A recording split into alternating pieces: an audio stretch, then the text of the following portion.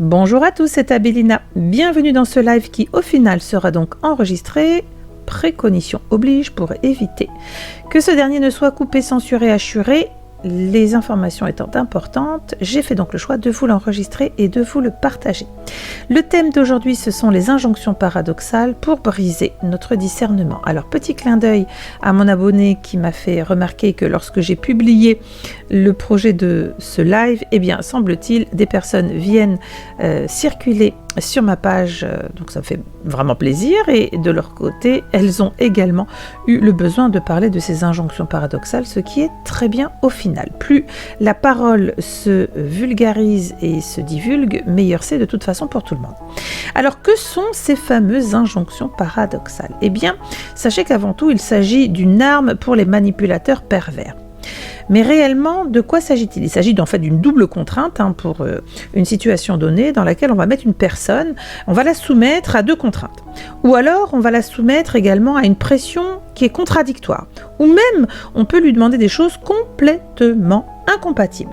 Alors, si la personne, elle est ou elle se sent prisonnière de la situation, cela rend de toute façon le problème insoluble parce que ça va engendrer à la fois un trouble et une souffrance mentale. Et là, on voit bien que ce sujet qui est associé évidemment à ce que nous vivons dans notre pays au-delà du confinement, je vous ai expliqué ma position au niveau de mes canalisations sur ce qui se passait, eh bien, en effet, les injonctions paradoxales que nous avons pu subir depuis 2 mois ne sont pas le fruit du hasard. Il faut savoir que c'est une manipulation qui est banalisée dans le milieu de l'entreprise. Et oui, pour ceux qui le savaient, j'ai longtemps officié en tant que juriste d'entreprise et on a tous le souvenir, au moins quand on était enfant, de ces injonctions paradoxales. Mais si, souvenez-vous, si tu ne fais pas tes devoirs, tu n'auras pas de dessert. Ça signifie quoi ? Que le parent nous disait « je veux de toi ceci, cela » sans faire appel au libre arbitre de l'enfant. Eh bien oui, c'est un mécanisme diabolique avec 2 obligations contradictoires. Donc toute la puissance de la méthode, en fait, elle repose sur une seule chose. C'est sur la personne, est-elle consciente ou pas d'être un pantin ? Et est-ce qu'elle souhaite ou pas que l'on puisse court-circuiter son propre libre arbitre ? C'est là l'enjeu. Ce que nous vivons, c'est exactement la même chose. Alors comment est-ce que tout cela fonctionne ? Déjà, le pervers, le manipulateur, qui va utiliser ces injonctions paradoxales, va utiliser ce à quoi la personne tient le plus. Alors, on va parler de ce que nous vivons. Actuellement, nous tenons le plus à notre travail, à nos enfants, à la santé, à la peur de mourir, donc ça c'est important. Et tout ça nous renvoie à quoi ? Ce cher Orwell, de retour encore, décidément, à croire que l'élite est biberonnée aux lectures vraiment les plus sulfureuses. Et je vous renvoie à 1984 de Orwell qui au final nous dit mais on veut nous transformer en machine. Oui, parce que si on veut casser notre libre arbitre, on veut simplement que tout soit formaté. On appuie sur un bouton et ça marche. Ça marche comme une machine qui doit marcher. Alors good news, j'allais vous dire dans tout cela, c'est que l'injonction paradoxale n'a qu'un temps. Pourquoi ? Parce que ça ne peut pas durer ad vitam aeternam. Donc vous comprenez pourquoi ils ont besoin de temps, ils ont besoin du confinement, ils ont besoin d'une 2e, 3e, 4e, 5e, 7e vague pour aboutir dans leur projet sordide et glauque au niveau mondial. Alors j'avais déjà fait l'annonce de canalisation précisément le 26 février, vous retrouvez ça, tout est accessible sur mon site WordPress. Canalisation dans lesquelles je disais attention. Nous sommes dans un test grandeur nature. Il s'agit d'une ingénierie sociale, c'est-à-dire pratique et manipulation psychologique à des fins d'escroquerie. Et nous sommes dans un test grandeur nature de quoi ? De sciences comportementales. Nous sommes des rats de laboratoire à l'échelle planétaire. En 2018, j'avais également, bien avant, annoncé un relent de 4e Reich, les libertés restreintes, les attestations pour sortir, le puçage en devenir, etc., etc. Ça vous rappelle rien ? Alors, si vous souhaitez vraiment vous intéresser aux injonctions paradoxales et à toutes les méthodologies de manipulation de masse, je vous oriente vers des lectures que j'avais déjà évoquées, je vous redonnerai les liens. Stratégie du choc par Naomi Klein. Vous pouvez lire Noam Chomsky sur la manipulation des masses. Gérald de Bronner qui nous parle dans son livre extraordinaire La démocratie des crédules. Eh bien tout ça, c'est vraiment le condensé de ce que nous vivons, je dirais même peut-être l'apothéose ou l'apogée supposée par cette élite, puisqu'ils ont l'impression que ça y est, ils y arrivent presque. Eh bien, pour bien comprendre cette expérience de masse qui ne date pas d'hier, vous pouvez vous interroger et rechercher toute information utile sur Gregory Bateson, donc sur le Double Bind, en fait, qui est le cofondateur de l'école de Palo Alto, 1950, c'est pas d'hier les gars, et qui nous explique qu'en fait, les causes de la schizophrénie, c'est quoi ? Dis donc, c'est le caractère dissociatif.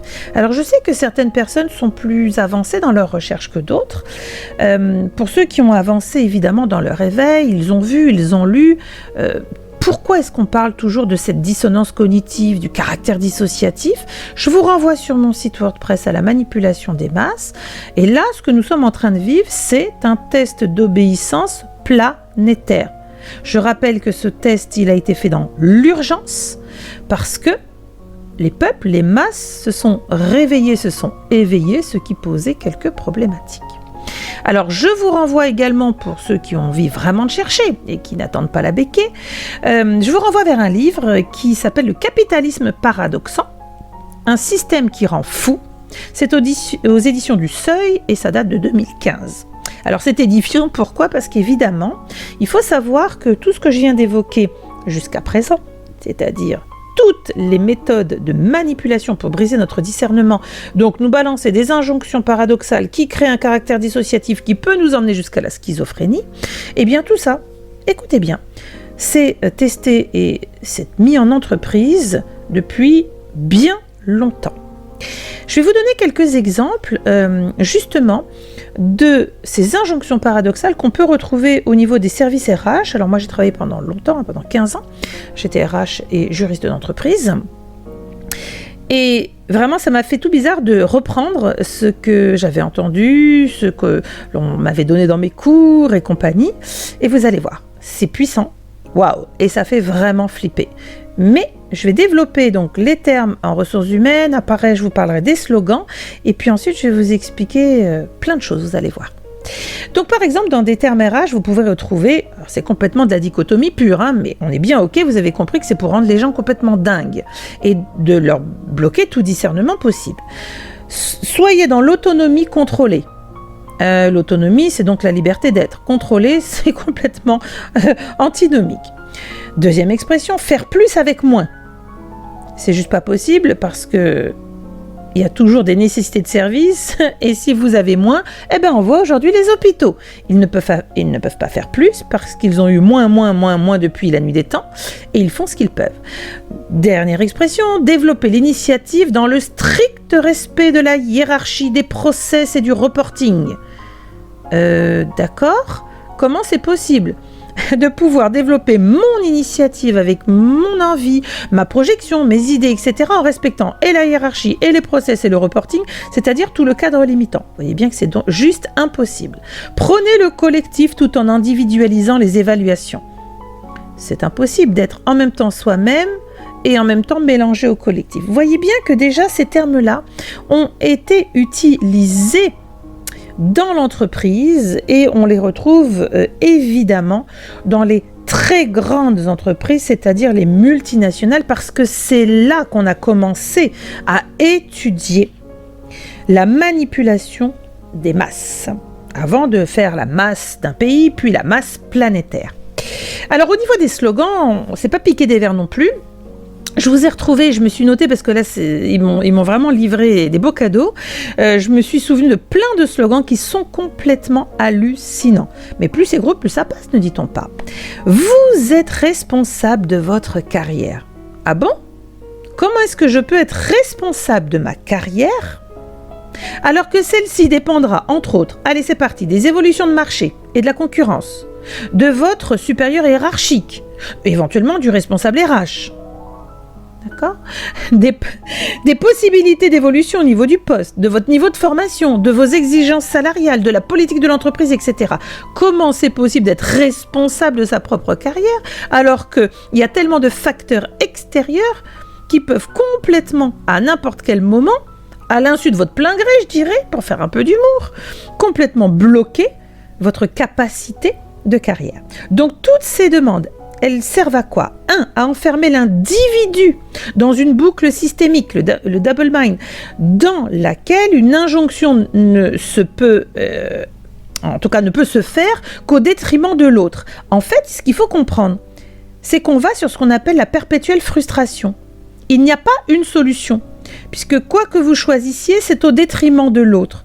Donc c'est vraiment, on vous demande de choisir entre la peste et le choléra. Vous voyez où je vous emmène dans la réflexion sur ces injonctions paradoxales. Alors j'ai entendu dire oui, ce sont des incompétents. Non, ils font très bien ce qu'ils font et on va développer, ne vous inquiétez pas. Alors nous, par rapport à cette grande théorie, cette grande pratique dans l'entreprise des injonctions paradoxales, quelle est notre situation? Déjà, n'oubliez pas, on a truc machin là qui nous prend pour la Startup Nation. Le gars, il n'a pas compris que la France ne lui appartient pas. C'est pas la Startup Nation, c'est qu'il s'agit de gérer, de manager au niveau politique. Mais ça, j'y reviendrai juste après. Donc nous, dans notre situation, mais c'est tout pareil. En fait, c'est désorienter la masse pour aller vers un caractère dissociatif. Et je vous apprends quelque chose, c'est que je ne m'attendais pas du tout à ce que ça arrive. Juste avant que je démarre cet enregistrement, on me dit à un moment donné, tu vas parler du MK au niveau de l'échelle mondiale. Pour ceux qui ont regardé un petit peu mes publications sur le site WordPress, j'en parle du MK. C'est un programme donc de manipulation mentale où on a toutes nos élites, nos politiques, l'entertainment, les stars, les machins, les bidules, tous ceux que vous voyez à la télé sont passés pour la plupart, par des programmations dites de dissociation et de reconditionnement. On passe par la sidération, on passe par le choc. Vous avez un très bon site ou page, je ne sais pas comment on appelle ça, voilà, c'est sur YouTube, c'est Alexandre Le Breton, c'est sa chaîne YouTube et il est professionnel, vraiment il maîtrise parfaitement le MK Ultra. Le MK Ultra, c'est la plus haute échelle de la manipulation mentale. Alors là, ce qu'on est en train de faire, je suis hallucinée parce que vraiment quand j'ai démarré cet enregistrement, je ne m'attendais pas à ça. Vraiment, au-delà du caractère dissociatif, on est en plein MK. Une tentative de MK planétaire, voir si ça marche. Alors, je vais quand même vous rappeler les faits. C'est que pour essayer de nous dissocier, nous mettre sous sidération, d'être sous effet de choc, pour essayer de ne plus comprendre et ne plus avoir notre discernement. Déjà, l'annonce qui nous a été faite du confinement, rappelez-vous, ça devait être fait le mercredi, finalement, volontairement, ça a été ravancé au lundi. L'air de dire aux gens, vous n'aurez pas le temps de vous préparer. Ça, j'en ai parlé dans le Radio AB numéro 1 que vous retrouvez également sur mon site WordPress. Nous avons également eu droit à de la communication contradictoire sur les Macs, sur la sortie. Il faut pas, on en met pas, ça sert à pas. Mais ça sert à pas à rien. Vous croyez quoi? Tout cela est complètement voulu. Ils ne sont pas incompétents. Ils sont en train d'embrouiller les esprits et ils ont le plus beau, le plus large des supports, les merdias. Je vous rappelle quand même que depuis Jules Ferry, l'école est obligatoire jusqu'à 16 ans. Comment un gouvernement peut dire « Oh bon, allez, vas-y, Simone, c'est là, vas-y que je te pousse au bon vouloir, c'est un libre arbitre. » Mais quel libre arbitre? De par la loi, c'est obligatoire jusqu'à 16 ans, mais pire encore, quel libre arbitre les parents vont avoir? Parce que nous avons des infos contradictoires et ils jouent sur cela. Non, mais on va pouvoir les remettre à l'école, mais on n'a pas de masque. Mais on ne sait pas si on va les tester ou pas. On ne sait pas si on peut les protéger ou pas. Quel libre arbitre avez-vous réellement? Quoi que vous choisissiez, vous êtes complètement pris dans cette toile d'araignée qui est, c'est terrible, mais écoutez bien, en fait, vous n'avez pas de choix. C'est eux qui déterminent ce que vous pourrez faire. Et c'est là où ça doit normalement vous titiller, commencer un peu à piquer. Parce que ce libre arbitre, c'est vraiment une liberté fondamentale, essentielle, vitale, viscérale. Rappel historique. J'ai noté aussi des choses qui me sont venues juste avant d'enregistrer. On me disait, mais rappelle-toi la notion provisoire que tu as évoquée dernièrement dans un des articles, le dernier que j'ai publié. Je disais, attention, il n'y a pas de notion provisoire puisqu'ils nous ont parlé, modification de la loi travail, les 60 heures par semaine, les RTT dans le cululu, bref, machin, etc. Attention. Et je leur dis, mais comment ça? Oui, mais rappelle-toi. Et je me suis remémoré les trucs qui me sont revenus immédiatement. Je vais vous lister des choses qui étaient à notion provisoire et qui sont toujours toujours en vigueur. Tout ce qui passe en notion provisoire passe évidemment à l'insu de notre libre arbitre et on n'a pas donné notre accord. Alors, je me suis souvenu de la carte verte. Je ne sais pas si vous vous en souvenez, c'était prétendument pour aider les petits vieux, les machins, 1949. Ok, les assurances mondiales. Oh, pêcheurs, les pauvres, ils se sont mis ok pour taxer sur la carte verte. Ensuite, on a la CGRDS. Oh là là, la juriste que j'étais, évidemment, forcément, moi je faisais des tonnes de fiches de paye. La CSG, elle date de quand? La CSG, c'est quoi? La CSG, c'était pour rembourser le trou de la Sécu. Février 1991. C'est toujours d'actualité. Bon, on va bientôt pouvoir fêter combien? 10, 20, 30 ans. Plus c'est gros, plus ça passe. Et puis ensuite, ça suffisait pas. Il fallait renflouer une deuxième fois le trou de la Sécu. Il faut quand même le faire. Je vous rappelle que la RDS, sur votre fiche de paye, sur les contributions, c'est pour rembourser une deuxième fois la CSG. Ben oui, c'était pas assez gros. C'est passé quand? En janvier 96. Et paf, la deuxième couche. Et toujours d'actualité sur les fiches de paye. Ensuite, je me suis souvenu de choses. Les autoroutes étaient gratuites. Puis, elles sont passées par la notion du péage en 55, je crois. Pourquoi? C'était prétendument pour le financement des travaux et du développement, blablabla. Puis après, elles ont carrément été privatisées en 2005 et 2007. Hein, c'était pour notre bien, bien sûr, bien sûr. Alors, c'est vrai que dans toutes les saloperies qu'ils nous ont glissées pendant le confinement, 60 heures par semaine, etc., qu'est-ce qu'il va venir pour la suite? Pour ceux qui cherchent un minimum, elle a vraiment peur. Rien pour vous. Si vous ne voulez pas ouvrir les yeux, là, vraiment, c'est tant pis. Ce qui est à venir, on en parle. Le tracking, le puçage, etc. Ce qui était annoncé comme provisoire est toujours d'actualité. Rien n'a été revu. Cherchez et vous verrez qu'absolument jamais on n'est revenu sur ce qui a été voté, décidé par ordonnance, décret ou loi, sur ce qui était du provisoire. Bon alors, et nous dans tout ça, parce que là je commence à vous dresser un tableau où je sens que vous commencez à avoir les nerfs en pelote, en me disant non mais ça devait être un truc sympa à la base. Non mais moi j'ai jamais dit que les injonctions paradoxales étaient un truc sympa, puisque c'est quelque chose qui va à l'encontre de notre nature, c'est-à-dire notre pouvoir souverain. Donc nous, dans tout cela, bien écoutez, comprenez bien que leur méthode, c'est la méthode Startup Nation, je vous en ai parlé. Les origines des injonctions paradoxales, c'est une arme de manipulation. Donc c'est dédié aux manipulateurs pervers. Et où est-ce qu'on trouve les premiers manipulateurs pervers? On les trouve en entreprise, le profit. Et Startup Nation, c'est pas pour rien. C'est-à-dire qu'on ne fait plus de la politique dans ce gouvernement, on fait de la Startup Nation. On ne gère plus la cité, on gère la masse comme si c'était une entreprise. Alors évidemment, qu'est-ce qu'on peut faire nous? Premièrement, ouvrir les yeux sur ces stratégies de manipulation, j'en ai parlé, j'ai partagé encore et encore et encore, je suis vraiment en radotage. Ça fait ses preuves, toutes ces stratégies de manipulation, ils sont biberonnés, ils sont élevés, ces politiques, exactement, tous aux mêmes doctrines.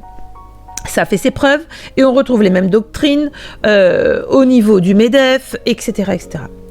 Deuxième chose, qu'est-ce qu'on peut faire, nous, dans tout cela? Déjà, c'est de savoir c'est quoi ces doctrines, c'est quoi? En réalité, ceux qui pratiquent les injonctions paradoxales en entreprise, je vais prendre vraiment ce cas-là, mais vous allez vite comprendre que ça se transpose, ils essayent de le transposer sur la cité, mais ça va coincer. Eh bien, il y a 3 options, 3 stratégies qui sont issues du monde de l'entreprise, justement, dans ces injonctions paradoxales. Parce que l'humain peut réagir de 3 manières différentes. Premièrement, se mettre dans une stratégie de repli, c'est-à-dire faire le minimum, être peu visible dans l'entreprise, parce que de toute façon, il va se conformer à minima, il est très passif, il est là, il arrive, il fait, il se casse. Donc, il n'y a aucune implication. Ça, c'est compliqué pour eux parce que si on est en repli, si on n'est pas impliqué, ça marche pas. Si on met pas le masque, ça marche pas. Si on prend pas le papier pour sortir, ça marche pas. Deuxième stratégie que l'individu peut avoir dans le cadre de l'entreprise, mais vous voyez bien que ça peut aussi se mettre dans le cadre de la cité, c'est la stratégie de résistance. Ah, ça commence à me parler, ça. Eh bien, résister dans l'entreprise, refuser les ordres paradoxaux ou refuser les ordres paradoxaux d'un dirigeant, s'opposer et critiquer, et aller même jusqu'à exiger et faire des demandes de cohérence. On l'a vu, par-ci, par-là, des voix qui commencent un peu à s'insurger, du médical, des avocats qui disent « Non mais oh, comment ça fait résistance, c'est quoi les conneries là ?» Plus c'est gros, on ne peut pas l'entendre intellectuellement parlant.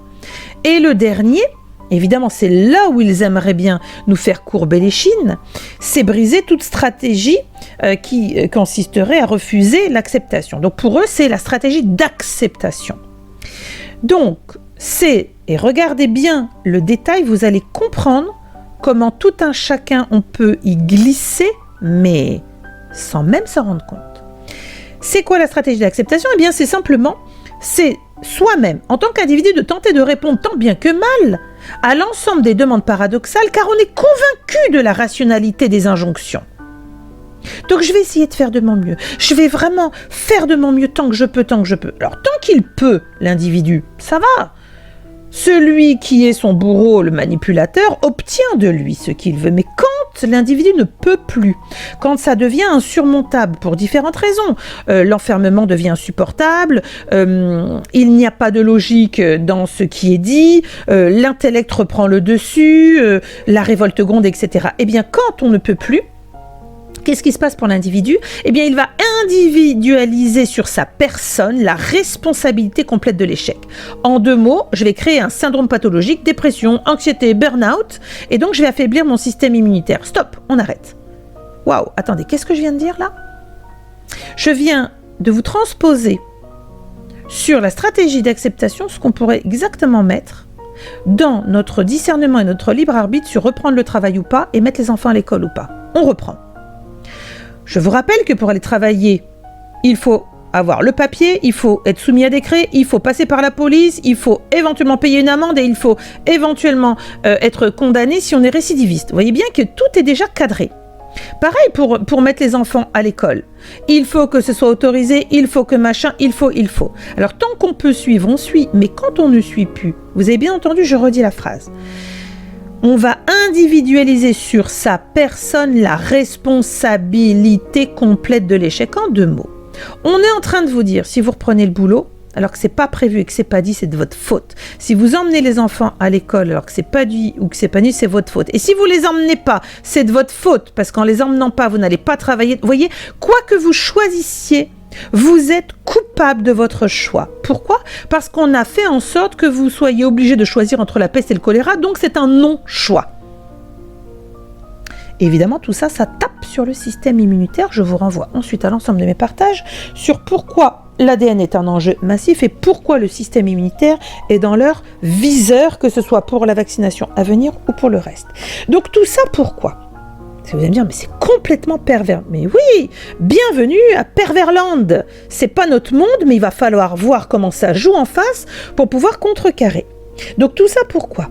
Pour de la normalisation, évidemment, l'idée c'est le consentement des masses. Vous avez bien compris qu'on veut standardiser. C'est le nouvel ordre mondial, standardisé. Il faut savoir que c'est une technique qui est utilisée depuis Mathusalem dans les grandes multinationales. On standardise. Pourquoi c'est violent cette standardisation ? Mais parce que ça casse l'identité, ça casse le libre arbitre, ça met le lissage sur tous, c'est l'anonymat et c'est la masse. Mais surtout, écoutez bien, ça permet de siphonner le potentiel critique. Ah, le fameux discernement. On y revient, mon intitulé. Les injonctions paradoxales pour briser notre discernement. Alors, ils nous ont aidés. Justement, pour siphonner ce potentiel critique, on a la loi sur les fake news. On va nous dire ce qui est vrai, ce qui n'est pas vrai. Et puis surtout, on va avoir aussi des organismes de contrôle payés par l'État qui nous disent « Ah mais non, moi je contrôle, dis donc, t'as publié un truc, c'est une fake news. Mais t'es qui toi au fait ? T'es payé par qui ? Par l'État. Ah donc si je ne dis pas ce que l'État dit, c'est forcément une fake news. » Ensuite, nous allons avoir les merdias à la solde des enjeux planétaires, parce que les merdias sont détenus par des milliardaires qui sévissent, pas juste dans un pays, ils sévissent dans le monde entier. Donc c'est tentaculaire. Et puis, ensuite, on va avoir le contre-feu sur l'information. Vous avez peut-être remarqué c'est que les merdias ont compris qu'ils avaient perdu la bataille de tout ce qui était télévisuel et qu'on retrouve de pseudo-faux merdias dissidents qui en fait noient l'information pour noyer la contradiction au niveau de l'information. Donc en 2 mots, trop d'infos tue l'info, on s'y perd, on se fatigue et on lâche. Bingo! Donc ne perdez jamais votre discernement, faites des pauses pour libérer votre esprit, soyez dans la conscience que tout a du sens et quand on nous englue de contresens, de contre-vérité, etc., c'est que c'est là où il faut aller creuser. C'est là où il faut aller creuser. Ils veulent et ils ouvrent ce qu'on appelle des contre-feux. Donc comment s'en sortir de ce jeu pervers? Alors moi je vais terminer sur... on va dire sur 2 choses qui me paraissent intéressantes. Alors, je pensais pas que j'allais partir sur ça, mais c'est pas grave. Je trouve que c'est intéressant de vous faire aussi réfléchir. Et puis bon, on a encore un peu de temps jusqu'au 11 mai pour, ou pas, ce déconfinement. Comment donc sortir de ce jeu pervers? Alors, Spinoza, il avait pour dicton, je dirais, ou en tout cas pour doctrine, de dire que la compréhension vient par les causes. En 2 mots, l'être humain devient plus puissant et on devient plus indépendant lorsqu'on a compris si on subit ou pas, mais surtout lorsqu'on a compris ce qui nous perturbe. Il parle du désir en soi, hein, donc vraiment il travaille sur cette idée qu'on doit revenir à soi, essayer de comprendre quel est le désir en soi. Ben, là vous avez bien compris qu'en face il est hors de question que vous ayez le moindre désir, puisque vous allez manger ce qu'on vous dit de manger, vous allez boire ce que vous allez boire, vous allez sortir quand on vous dit de sortir, vous allez lever la patte et faire pipi quand on vous dit de le faire. Alors ça c'est la première approche de Spinoza. Ensuite, évidemment, vous avez votre choix, votre libre arbitre, et c'est obéir ou désobéir. Et c'est vrai que ce qui est intéressant, là, du coup, je vais vous lire un tout petit passage, mais qui est tellement intéressant que vous devriez, j'espère, comprendre ce qu'il nous attend, ce qu'il vous attend en fonction de ce que vous voulez. Évidemment, la clé, c'est obéir ou désobéir. Dans le traité de la réforme de l'entendement écrit par Spinoza, il énonce 3 règles de vie qui définissent la conduite à suivre pendant la recherche du bien souverain. Donc vous avez bien entendu, pendant la recherche du bien souverain, dont la découverte et la possession procurent une joie continue et suprême. Tout d'abord, numéro 1, mettre nos paroles à la portée du vulgaire et faire d'après sa manière de voir tout ce qui ne nous empêchera pas d'atteindre notre but. Nous avons beaucoup à gagner avec lui pourvu qu'autant qu'il se pourra, nous déférions à sa manière de voir et nous trouverons ainsi des oreilles bien disposées à entendre la vérité. Deuxième aspect, des jouissances de la vie, prendre tout juste ce qu'il faut pour le maintien de la santé. Et troisièmement, rechercher enfin l'argent ou tout autre bien matériel autant seulement qu'il ait besoin pour la conservation de la vie et de la santé et pour nous conformer aux usages de la cité en tout ce qui n'est pas opposé à notre but. Donc vous l'avez compris, l'idée c'est vraiment de préconiser un usage mesuré des plaisirs et des richesses, évidemment dans les limites de la conservation de la vie et de la santé. Pour la première partie où on parle de la portée du vulgaire, c'est-à-dire de la parole vulgarisée, il recommande de parler selon la compréhension de la foule et c'est exactement ce que font les lanceurs d'alerte, c'est exactement ce que je fais moi quand je canalise. Je prépare mon discours, mon partage pour que le plus grand nombre puisse comprendre, adhérer, s'initier, découvrir, peu importe le terme, c'est que ça soit accessible. Donc au final, quelle est l'idée, quel est l'objectif? C'est de se dire que la communication vulgarisée, c'est-à-dire les échanges entre les gens, c'est par là qu'il y aura la recherche de la sagesse. Alors pour terminer sur la notion de la sagesse, j'aimerais vous citer en fait une tirade qui est tirée du livre des Proverbes qui dit « La sagesse n'est pas confidentielle, mais elle interpelle la foule de manière universelle », comme le proclame l'auteur du livre des Proverbes. Donc, évidemment, c'est à nous de faire preuve de sagesse, de ne pas remettre notre pouvoir divin, souverain, notre discernement à des pervers qui ont, depuis la nuit des temps, démontré qu'ils ne veulent et n'ont besoin du pouvoir que pour asseoir une avidité toujours sans fin. Donc vous aurez compris sans aucun doute que ces injonctions paradoxales ne sont pas là par hasard, qu'ils ne sont pas devenus fous, qu'ils utilisent des méthodes et des ficelles connues par tous les dirigeants d'entreprise, les RH, tous ceux qui font de la PNL et compagnie. C'est diviser pour mieux régner, mais là du coup c'est diviser, fracter votre esprit et votre discernement pour faire de vous, mais des légumes compatissants, qui vont suivre comme des petits moutons et qui vont simplement être en attente et en demande de ce qu'ils ont déjà prévu pour vous. Je vous rappelle que le chaos tel que eux le perçoivent, c'est j'ai la solution, je vais créer le chaos pour qu'ils viennent à ma solution finale. Et solution finale, je vous renvoie à ce que j'avais déjà évoqué concernant le relent d'un quatrième Reich. Je crois qu'aujourd'hui, il faut vraiment être aveugle et il faut vraiment ne pas vouloir voir par rapport à tout ce qui sort, tout ce qui est mis sur table. Aujourd'hui, il se cache même pas. Vous avez le Macron là qui parle de l'OMS, de Bill Gates. Vas-y, mais on parle, mais franchement, et tous les documents sont accessibles. Je vous ai partagé il y a quelques semaines de cela le livret des Rockefeller où tout est noté dedans noir sur blanc. Comment on va mater les masses, comment on va faire, comment il faut s'y prendre. C'est vraiment le mode d'emploi des manipulateurs pervers à l'échelle mondiale. Donc évidemment, il y a de quoi en sortir. La seule solution, c'est la conscience, c'est d'accepter de voir. Je ne cesse de vous bassiner avec ça, mais c'est réel. Si vous refusez de voir, vous êtes foutu.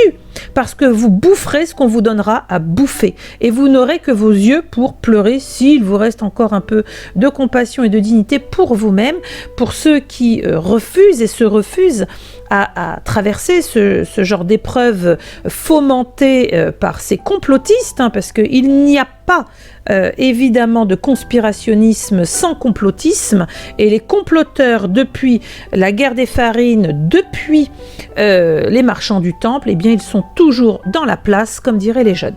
Donc sur cela, j'espère que vous allez prendre le temps de comprendre que tout n'est que manipulation. Intéressez-vous à Franck Lepage, la manipulation des mots, transformation du vocable, intéressez-vous au langage des oiseaux.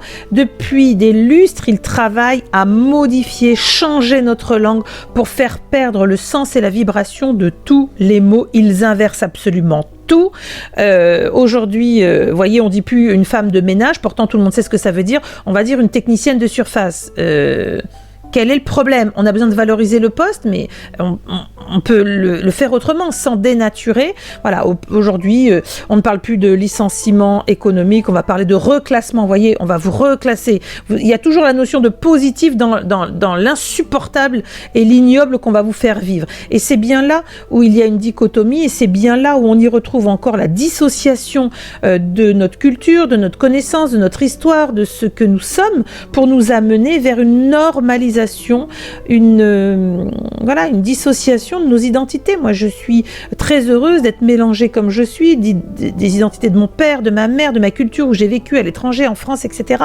Je sais que je suis unique et on ne veut pas que vous soyez unique, justement. Ce que l'on veut, c'est que vous soyez une masse, un numéro, que vous soyez passé au digicode pour sortir de chez vous, pour aller travailler dans l'usine où vous serez encodé, pour n'être rien ni personne. Et ça, en tout cas, ce n'est pas un monde auquel j'aspire, pas du tout. Ce n'est pas un monde que je souhaite pour mes frères et mes sœurs de lumière. Donc il est vraiment temps de se réveiller, il est temps de rayonner et de refuser, car vous avez cette option, c'est se soumettre ou pas, c'est obéir ou désobéir. Beaucoup de choses vont bouger dans les mois à venir, jusqu'à l'automne. Je l'ai déjà partagé dans l'ensemble des prédictions et canalisations que je vous ai partagées. Ça va se tendre de plus en plus. Vous imaginez bien que ce que vous commencez à comprendre, d'autres aussi sont peut-être juste en réveil, mais ça va bouillonner. Tout le monde n'aura pas l'énergie de la sagesse et de la réflexion. Certains vont aller sur des axes et des attitudes primaires, essayer de les convaincre d'être beaucoup plus intelligents que cela, car ils ne feraient que nourrir. Je vous rappelle que tout ce qui est en face Ils ont prévu différentes options dans nos réactions, mais ils n'ont pas prévu une chose, l'unité, la fraternité, l'intelligence collégiale. Ils ont mis des lustres à tout briser, tout casser en 1000 morceaux. Nous sommes tous en train de recoller ces morceaux et il faut s'y atteler chaque jour, chaque instant, dans vos pensées, dans vos projections, dans vos vœux, dans vos envies, dans ce que vous faites, dans votre envie aussi d'aider votre prochain, de vous aider vous-même évidemment. Et ça, pour eux, c'est quelque chose qu'ils n'ont pas prévu, comme plein d'autres éléments, des cailloux dans la godasse, et c'est pas les derniers. Je peux vous garantir que vous allez être surpris de cette levée, de cette montée de lumière. Donc confiance, force à nous et insoumission, car nous sommes des êtres souverains. Je vous dis à très bientôt. Prenez soin de vous.